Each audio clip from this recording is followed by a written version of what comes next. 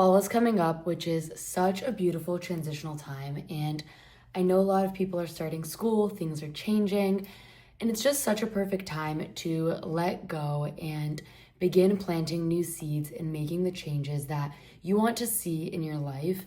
You don't have to wait until January, and it's really about thriving now. So I want to give you 5 mindset shifts so you can thrive the last 4 months of the year. Like, it is insane to me that we are already in September, but we're just gonna get straight into it.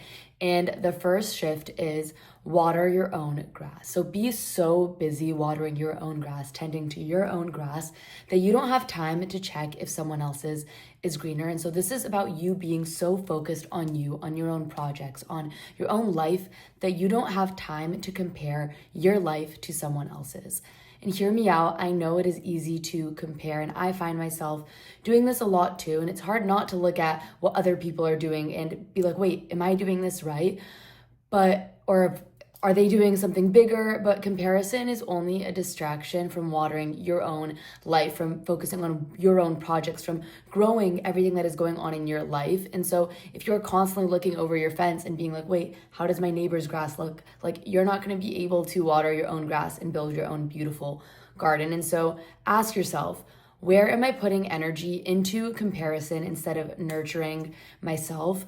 And the more that you focus on your own life, on your own growth, on you, the more magnetic you become, and the more is actually able to come into your life. And so again, I just want to remind yourself of the question that I asked of, where am I putting energy into comparison instead of nurturing myself?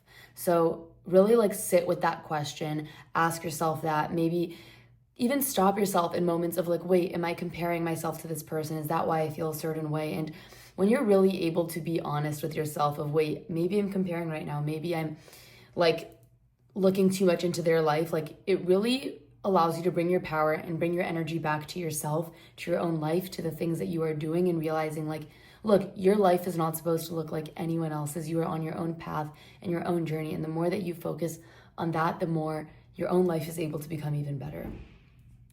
The next shift is to set fresh seasonal goals. So treat fall as a mini new year. We still have a little bit of time before fall officially starts, but I think right now is the perfect time to just get a head start on it, especially with it being the beginning of September. So do a quick visualization of where you want to be by the end of the year and ask yourself, what are real actionable things that you can do to get there? And really just ask yourself, I love doing this visualization of what do I want my life to look like at the end of the year? And really sitting with that visualization, being wait, do I want this? Do I want that? What are things that I can do to get there? And then realize that you have that vision in your mind for a reason. And so your job is to hold that vision, to take the actions and let go of the rest. Because there are going to be things that you can't control, and your job is not always to control the how, but it is to focus on the vision, control what you can, and let go of the rest. And it's just really such a perfect time for you to set those new goals. And if you need a little extra push with this, I also have a few spots open in my coaching programs. I'll put the link in the description too. And then the third shift is to redefine who you are. So this is not about changing yourself, but it is about breaking down the barriers you've placed on yourself. Our self-concept truly creates a reality, and the issue so many of us have is that we box ourselves in this self-concept that we make. We're wait, people think this about me, so I have to show up in this way, or I don't believe I'm able to go for those things. And honestly, that was the biggest thing that was holding me back, were these limiting beliefs that I didn't even realize I held until I was so honest with myself. And it included thoughts I'm not good enough to go for that. What qualifies me for that? No one will trust me. No one cares what I have to say. The list could go on, but we all have our own limiting beliefs, and sometimes we're not even really conscious of these. And these thoughts really hold us back from our absolute vibrant version of ourselves. And so a really great way to just realize these thoughts are coming up are when you are going for something, when you want to try something new, maybe it is that thought in the back of your head being wait, why would you be able to go for that? Or anything that you hear a negative going on in your brain, that could be a limiting belief that you don't even fully realize is stopping you from what you want. And so when I say redefine yourself, I don't say change the person you are, but I do say it is time to redefine who you are to yourself and to take those barriers off yourself and instead replace them with more helpful ones. So ask yourself, what old identity am I ready to shed this season? And what is that new identity I want to take on? Like when I picture the highest version of myself, like who are they? And when you really start changing that and telling yourself that every day, like that is where the magic is. And so this is really the time that you can step into that version of yourself, the version of you who is waiting, the version of you who has the life you desire, and the version is like inside of you, but it is time for you to tap into it this month. And then the fourth shift is focus on what is going right in your life. I had this moment recently where I just caught myself focusing on so much of the lack in my life, what was missing, what I wanted, like specific areas that I was like, ugh, I wish this was better. I wish I had this thing. And it really just felt icky. Like I think anytime we're really focusing on the lack in our lives, it never feels good. It always just is like, wait, ugh, I don't like this. But here's the thing, you will also never be able to attract the things that you truly want out of a place of lack. And I think that this is just really backwards for a lot of us because we think like, oh, I want this thing, and you're focusing so hard on it, we think eventually it'll come. But truly, like when you're focusing on the lack and what's not there, you end up just getting more of that. And so this is something I always also try to emphasize to clients, that you never want to attract out of a place of neediness or when you are not the version of you that you want to be, because then you end up attracting those things into your life. Because like you do truly attract what you are, you attract what you are focused on, you attract the feelings that you do have. So instead of focusing on the lack, like you can obviously like acknowledge it. It's okay for you to be like, wait, I wish I had this thing in my life. But instead like reframe that into, okay, maybe like that version of me who has those things already exists. It is already there. And instead right now I can focus on the abundance in my life. I can focus on what I am grateful for, what is working, what I do want. And then you realize that more of that is able to come in. And I think I just lost my train of thought here, but like when you are really focusing on the things that you want, oh, this is what I was gonna say. When you are focusing on the fact that there is a version of you that already has that, you also stop coming out of this place of like lack and being like, wait, I need this.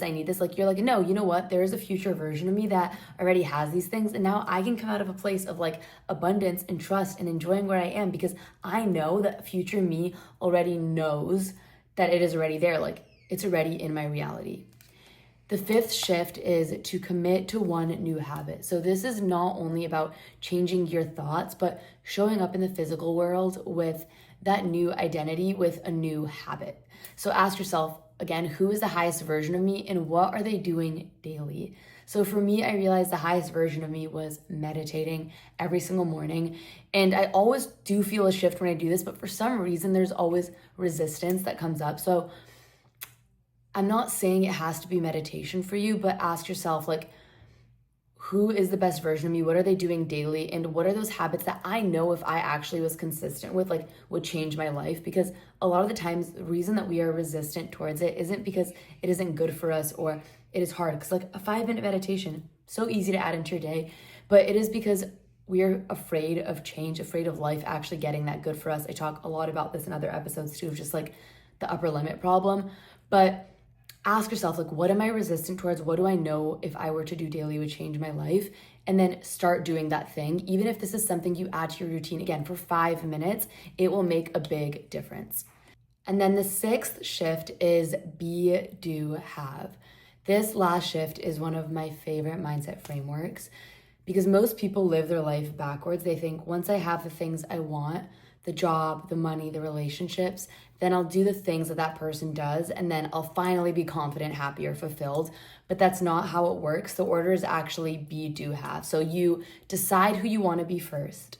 You embody that version of yourself right now, the energy, the mindset, the habits. And from that place of being, you naturally do things that that version of you would do. And when you consistently do those things, you eventually have the results that you desire. So for example, instead of waiting to be confident until after you land that dream job, you practice being confident today. You show up as that version of yourself in small ways, how you carry yourself, the choices you make, the energy you bring, the feelings you would feel.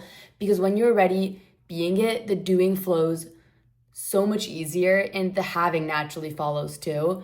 And this one mindset shift brings everything together, because the more that you embody the version of who you're becoming, the quicker your life aligns to match it. And it truly is like the reason we want everything that we want isn't necessarily because of that thing that would come into our life, but we want the feeling it would make us feel. And so when we are able to bring that feeling in first, that is the biggest game changer. And then a little extra push I want to leave you all with is, if something excites you and scares you at the same time, go for it. So nothing changes if nothing changes this month. Whether you are taking on these shifts or something else comes to you, do something different and watch how much is able to change when you consciously decide to do a different thing. Like, it's the quote, I've said it so many times, but miracles happen when you go against your nature. So this fall, I am highly encouraging you, in whatever way possible, go against your nature, do something you normally wouldn't do, show up differently. And ending this off, I want to remind you that these next 4 months can be the months that everything changes for you, but it is up to you to commit to it, to show up as the version of you who is ready to receive it.